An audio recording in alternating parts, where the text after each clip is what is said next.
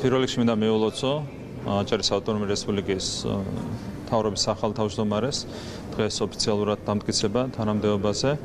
ასევე მინისტრებს მინდა მეულოცო. ეს არის ძალიან მნიშვნელოვანი დღე, გამომდინარე იქიდან, რომ დღევანდელი დღე მნიშვნელოვნად განსაზღვრავს იმას, თუ როგორ გაგრძელდება ამ ძალიან ძვირფასი მხარის განვითარება და დარწმუნებული ვარ, რომ ბატონი სულხანი იქნება ძალიან წარმატებული მთავრობის თავმჯდომარის პოზიციაზე. დღეს ჩვენ გვქონდა შეხვედრა უმაღლესი საბჭოს წევრებთან, ასევე მერებთან, საკრებულოების თავმჯდომარეებთან, აჭარის მთავრობის წევრებთან და გვქონდა საუბარი, რა თქმა უნდა, ყველა თემაზე, რაც არის დაკავშირებული აჭარის განვითარებასთან, ასევე ზოგადი პოლიტიკური საკითხებიც მიმოვიხილეთ და რა თქმა უნდა, კიდევ ერთხელ მიულოცეთ ბატონ სულხანს თანამდებობაზე დამტკიცება და მადლობა გადავახადეთ ბატონ თორნიკე რიჟვაძეს 7 წლის განმავლობაში ძალიან მნიშვნელოვანი გაწეული სამსახურისთვის ქვეყნის წინაშე და რეგიონის წინაშე. მე არ ვიყავი ჩართული ამ გადაწყვეტილების მიღებაში, ალბათ უმაღლესი საბჭოს წარმომადგენლები გააკეთებენ განმარტებას. არ ამგონია აუცილებელი ყოფილიყო, ასეც შეიძლებოდა, ისეც შეიძლებოდა, თუმცა უმაღლესი საბჭო მე ვერ გაქცევთ ამაზე პასუხს, უმაღლესი საბჭო გაქცევთ პასუხს. სხვა პოლიტიკურ თემებზეც რომ გადავიდეთ, ბატონო ირაკლი უნდა კითხოს ფინანსური. ბატონი სულხანი არის არა მხოლოდ პოლიციელი, არამედ ის იყო ქალაქის თბილისის პოლიციის ხელმძღვანელი. ეს არის ძალიან მაღალი თანამდებობა, რაც მოითხოვს განსაკუთრებულ უნარებს, მოითხოვს განსაკუთრებულ თვისებებს, მათ შორის მენეჯერულ უნარებს. შესაბამისად, მას აქვს დაგროვილი ძალიან დიდი გამოცდილება იმისათვის, რომ სათანადოდ წარმართოს მუშაობა აჭარის მთავრობაში. მისი გამოცდილება, პიროვნული თვისებები, მათ შორის მისი კეთილსინდისიერება, მისი პროფესიონალიზმი იყო ის ძირითადი კრიტერიუმი, რომელთა საფუძველზეც არჩევანი შეჩერდა სწორედ ბატონ სულხან თამასაშვილს. როგორც მოგეხსენებათ, თორნიკე რიჟვაძე თანამდებობას იკავებდა 7 წლის განმავლობაში. თქვენ როცა ამბობთ, რომ ის არის ირაკლი ღარიბაშვილის კადრი, ეს არის არასწორი, ის იყო ქართული ოცნების გუნდის კადრი და ის არის დღემდე ქართული ოცნების გუნდის წევრი. ანუ შესაბამისად, რა შოაში 7 წლის წინ დაიკავა თანამდებობა ბატონმა თორნიკე რიჟვაძემ, ის იყო და არის ქართული ოცნების გუნდის წევრი და ჩვენთან ასე არ ხდება ხოლმე და თქვენი მხრიდანაც არასწორია კონკრეტულ ადამიანებზე, კონკრეტული თანამდებობის პირების მიმა. რაც შეეხება თორნიკე რიჟვაძეს, თუ ვინმე იყო ჩართული უშუალოდ იმ პროცესებში, რომლებიც უკავშირდებოდა 7 წლის წინ ბატონი თორნიკეს მიერ თანამდებობის დაკავებას, ერთ-ერთი პირველი ვიყავი სწორედ მე.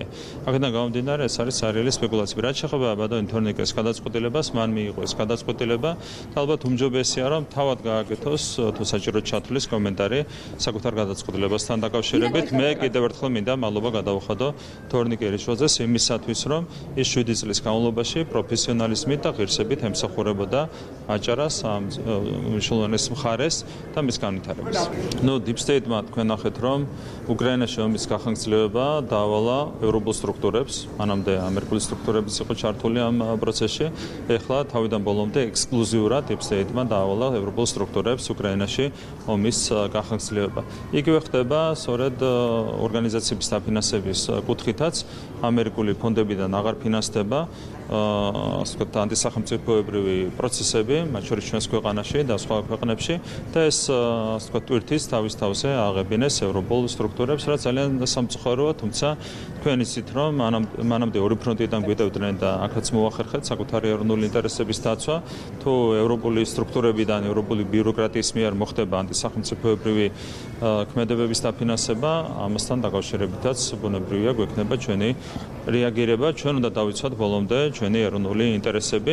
Deep State-ს აქვს თავისი ინტერესები, Deep State-ი ამისათვის იყენებს ევროპულ ბიუროკრატიას, თუმცა ჩვენ გვაქვს ჩვენი ეროვნული ინტერესები და ბოლომდე დავიცავთ ამ ინტერესებს.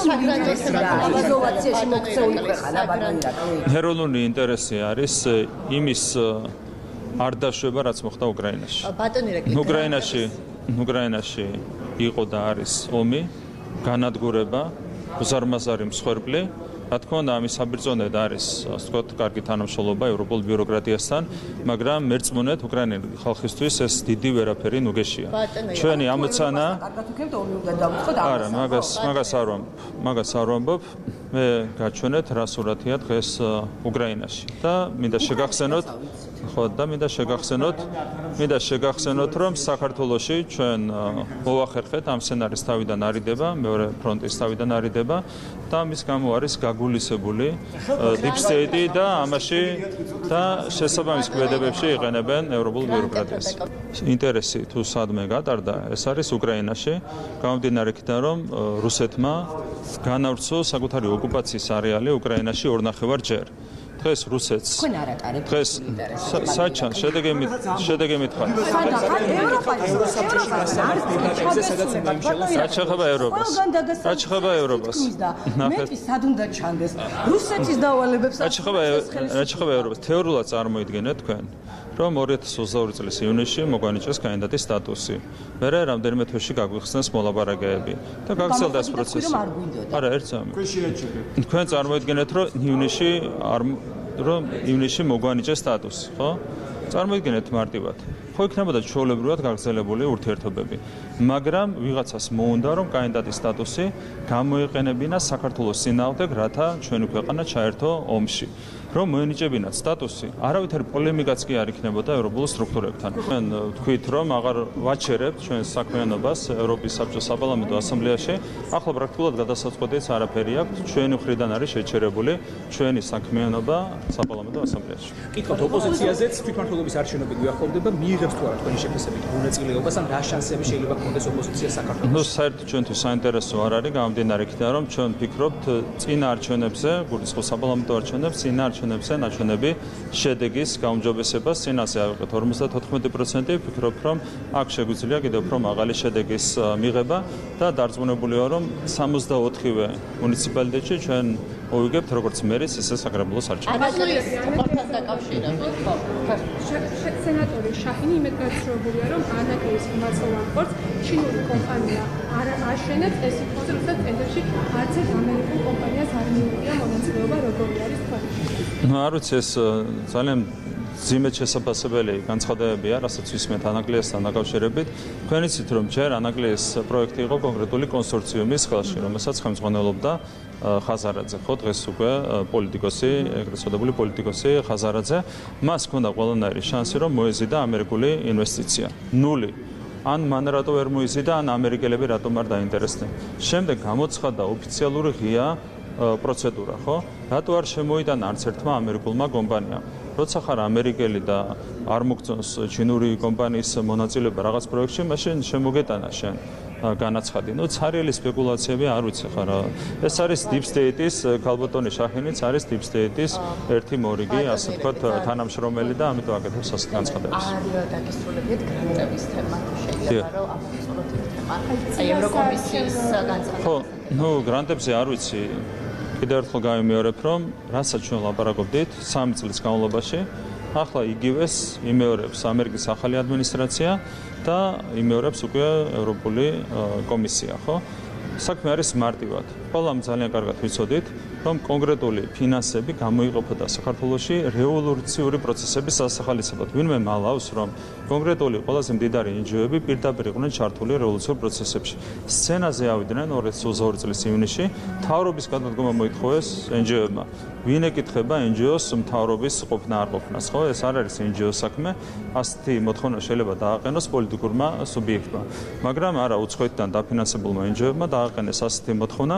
შესაბამისად, ხელის გულზე დევს ის, რომ გარე დაფინანსება გამოიყენებოდა საქართველოში რევოლუციური პროცესების დასახალისებლად, ქვეყნის ასარევად და ხელისუფლებაში კოლექტიური ნაცმოძრაობის დასაბრუნებლად. დასავლეთით თქვენ გებძვით რუსეთისგან და კრემლი გიჭერთ და როგორ აპირებთ ბარემ განვაგრძობა? მე სულ კითხავს ნუ დასავთ მომავალში თქვენთვის არის უკეთესი. ნახეთ ჩვენ როგორ მიიღეს საფრანგეთში, მას უწოდებენ ერთადერთ ლეგიტიმურ პრეზიდენტს. თქვენ როგორ აპირებთ აი ამ ფონზე ევროკავშირთან ურთიერთობას, როდესაც თქვენ ხედავთ, რომ სალომე ზურაბიშვილი არის ჩამოწერის რეჟიმში, როგორც ნებისმიერი ვადაგასული პროდუქტი და ეს ჩამოწერის პროცესი გაგრძელდება კონკრეტული პარტიების დაუპირისპირეს უკვე სალომე ზურაბიშვილს. ვადაგასული პროდუქტი. კი, ასე შეიძლება ითქვას. რომლის პლაკატზე თქვენი ფოტო იყო გამოსახული და ხალხს ეხვეწებოდით. დავეხმარეთ 2018 წელს, თუმცა მაშინ თქვენ აცხადებდით მას მოღალატეთ და როგორც კი მან სამშობლოს უღალატა მაშინ უნდა გამოაცხადეთ გმირად. სამშობლოს უღალატა თუ რუსი ინტერესი არ გაატარა. როგორც კი სამშობლოს უღალატა სალომე ზურაბიშვილმა მაშინ უნდა გამოაცხადეთ გმირად, იმიტომ რომ თქვენი მედია არის ღალატის ღალატის მედია. საგრძელებს ღალატს. ვაცადოთ ერთმანეთს. ვინ არის? ანუ ოქროაშვილსაც არაფერი აქვს სათქმელი ისევე როგორც სხვა ადამიანებს, რომლებიც განასახიერებენ წინა რეჟიმს, შესაბამისად ბუნებრივია, რომ მათ ეშინიათ საგამოძიებო კომისიის ხდომებზე დასრება. აბსოლუტურად ლოგიკურია. ხო, უამრავი დანაშაული აქვს ამ ადამიანებს ჩადენილი, შესაბამისად ეშინიათ გამოცხადება იმ პროცესზე, სადაც მოხდება მათი მხილება. ევროსაბჭოს პოლიტიკაზეც კითხავთ, ვიცით რომ კანონპროექტიც გადის მესამე მოსმენით, დღეს კიდევ დააკამს ნარკოტიკების რეალიზატორები, კიდევ უფრო რომ ვთქვათ, როგორი პოზიცია აქვს ზოგადად სახელმწიფოს. კი, რა თქმა უნდა, თვითონ პრაქტიკაში კანონის რეალიზება არის კიდევ უფრო მეტად მნიშვნელოვანი, ვიდრე კანონის გამკაცრება. ჩვენ გავამკაცრებთ კანონმდებლობა ამ სფეროში და მნიშვნელოვანია, რომ ფეხ ამას გაყვეს შინაგან საქმეთა სამინისტროს კიდევ უფრო მეტად გააქტიურება. არის ერთ-ერთი უმთავრესი გამოწვევა, რასაც ჩვენი ქვეყანა უნდა ებრძოდეს და შესაბამისად მაქსიმალური ყურადღება იქნება მომავალშიც მიმართული იქითკენ, რომ ჩვენ დავამარცხოთ ეს ძალიან მნიშვნელოვანი სცენი, ეს არის საზოგადოებისთვის ძალიან მნიშვნელოვანი. ევროსაბჭოს ხდომა, რომელზეც ეკითხოთ და ისო თქვენ უპასუხეთ, დღეს იყო დაგეკვირდა გადაიდო და თქვენთვის შეახასოთ ეს. ხო, არ ვიცი, შეიძლება თვითონაც არ არიან ჩამოყალიბებული არაფერზე. კიდევ ერთხელ გაემერებ ეს ხდომა, რას ეძღვნება, საერთოდ ვერ გავიგეთ. ჩვენ თვითონ შეჩერებული გვაქვს ჩვენი საქმიანობა ასამბლეაში და ჩვენ რაც შეჩერებული გვაქვს ის როგორ უნდა განეხილონ. ნუ აბსურდში არის ევროპული ბიუროკრატია შესული ამ შემთხვევაში. თქვენ ახსენეთ, რომ გუნდის წევრად რჩება თორნიკე რიშვაძე, ხომ არ არის უკვე ცნობილი სათვიხილად მას? ჯერ ვერ გეტყვით, გვექნება თვითონ თორნიკესთან კონსულტაციები და ამის შემდეგ შეგვიძლია გითხრათ, როგორ გაგრძელდება ეს ყველაფერი. თამაზაშვილი როგორ აიღებს ხელფას? საინტერესოა ის არის. ძალიან კარგად აიღებს ხელფას ბატონი თამაზაშვილი. აი გაჩვენებთ. არაჩვეულებრივად აიღებს ხელფას, როგორც აქამდე იღებდა, როგორც არა, ოფიციალურად იღებდა აქამდეს და ოფიციალურად აიღებს მომავალშიც. როგორც ქალაქის პოლიციის უფროსი, ის იღებდა ოფიციალურად ხელფას, როგორც აჯარის მთავრობის თავმჯდომარეც ოფიციალურად მიიღებს ხელფას. თქვენ თქვით რომ სალომე ზურაბიშვილმა თქვენ თქვით რომ თქვენი სანქციები არ მუშაობს, ეს შემიძლია გითხრათ. ბატონო, თქვენ თქვით რომ სალომე ზურაბიშვილმა უღალატა ქვეყანას, თუმცა კონკრეტულად არ მითხარით რას გულისხმობთ ხალხში. მე მაქვს ესეთი შეკითხვა, როგორ ჟურნალისტი. ვიტყოდი რომ სამშობლოს უღალატა, თუმცა მას სამშობლო არ აქვს, ამიტომ ამბობ რომ ქვეყანას უღალატა. თქვენ გაქვთ სამშობლო?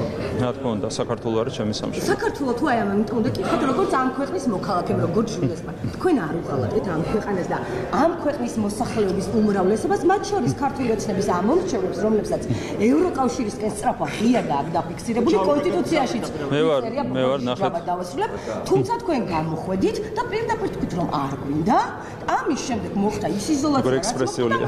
პირდაპირ რუსეთში მიქხავთ. აფასებ თქვენ ექსპრესიულობას. ახლა რა ჩახა პასუხს. პასუხი არის შემდეგი, მე ვარ ძალიან პირნათელი ჩემი მოქალაქეების წინაშე, იმიტომ რომ ჩემი აგური მაქვს ადებული საქმეში, რასაც ქვია საქართველოში უკრაინული სცენარის თავიდან არიდება.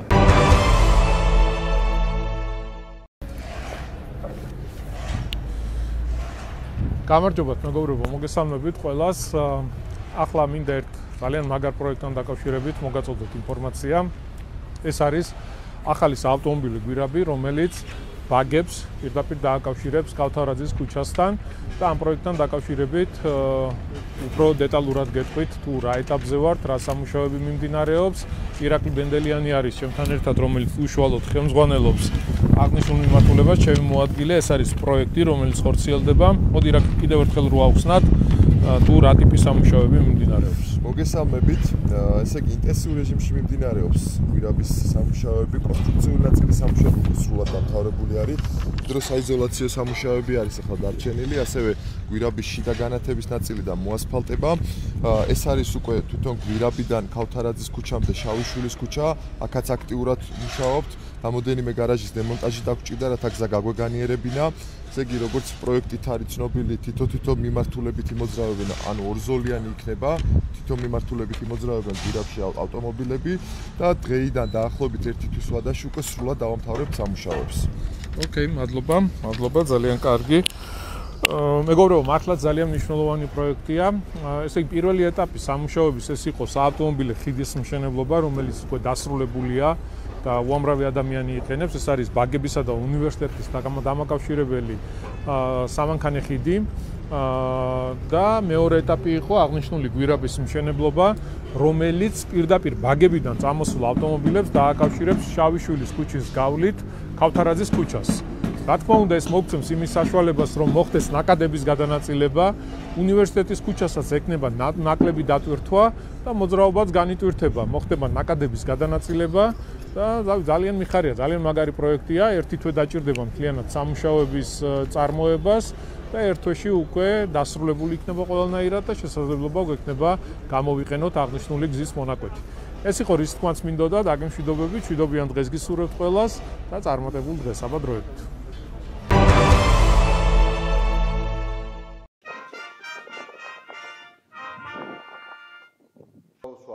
იმ თქვენს ძალიან მნიშვნელოვან ასრულებთ იმ თქვენს არაიოლ მისიას, რომელსაც ყოველდღიურად ასრულებთ. მემსახურები საქართველოს.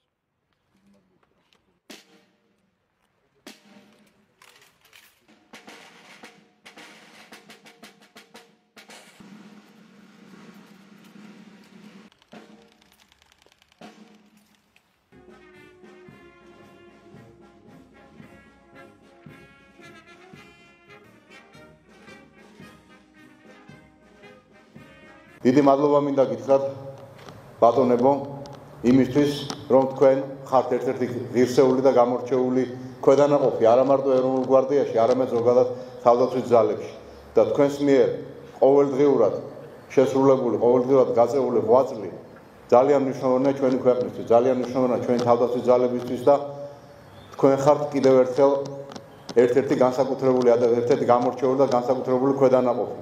რაც რა თქმა უნდა გაძლევთ დამატებით პასუხისმგებლობას. დღეს ჩვენ ვზეიმობთ სამხედრო სარიტუალო სამსახურის 29 წლის იუბილეს. მინდა აღვნიშნო, რომ ეს არ არის მხოლოდ ციფრები, ეს არის ხანგრძლივი და რთული გზა, რომელიც ამ სამსახურმა გამლო და წარმატებით წარმოაჩინა როგორც თავდაცვის ძალები, ასევე სრულიად საქართველოს. მინდა მიულოცო ეს დღე თითოეულ რიტუალეს და უსურვო წარმატებები როგორც პირად ცხოვრებაში, ასევე კარიერაში. სულ ყველას უხარია დღევანდელი დღე იმის გულისთვის, რომ ვინც მსახურობთ აქ წლებია სულ ყველანი მოდივართ ამ სამსახურში და ყველას გვიამაყება, რომ ვართ საპატიო კარაულში და ვართ თავდაცვის საქმეში. საქართველოს ფინანსთა სამინისტროს საგამოძიებო სამსახურის თანამშრომლების მიერ გატარებული ოპერატიულ-სამძებრო ღონისძიებებისა და საგამოძიებო მოქმედებების შედეგად დღეს ყალბი დეკლარაციების დამზადება გამოყენების გზით სახელმწიფო ბიუჯეტის კუთვნილი დიდი ოდენობით თანხის თაღლითურად დაუფლების ფაქტზე სისხლის სამართლებრივი დევნა დაიწყო ერთი პირის მიმართ. გამოძიებით დადგინდა, რომ 2020-2023 წლებში ბრალდებულმა მის მფლობელობაში არსებული კომპანიის სახელით შემოსავლების სამსახურში წარადგინა დღეს ყოველთვიური დეკლარაციები, რომლებშიც შეტანილი იქნა ფიქტიური მონაცემები რეალიზებულ საქონელთან მიმართებაში, რა გზითაც მან კომპანია შეუქმნა დღეს ყალბი აქტივი. დადგენილია, რომ აღნიშნული დანაშაულებრივი ქმედებით ბრალდებული მოტყუები დაეუფლა სახელმწიფო ბიუჯეტის კუთვნილ ჯამში 629,694 ლარს. გამოძიება გრძელდება საქართველოს სისხლის სამართლის კოდექსის 180 მუხლის მესამე ნაწილით, რაც სასჯელის სახით ითვალისწინებს თავისუფლების აღკვეთას 6-დან 9 წლამდე ვადით. ტარდება შესაბამისი ღონისძიებების სახელმწიფო ბიუჯეტზე მიყენებული ზიანის ანაზღაურებისა და აღნიშნულ დანაშაულებრივ ქმედებაში მონაწილე სხვა პირების დადგენა მხილების მიზნით.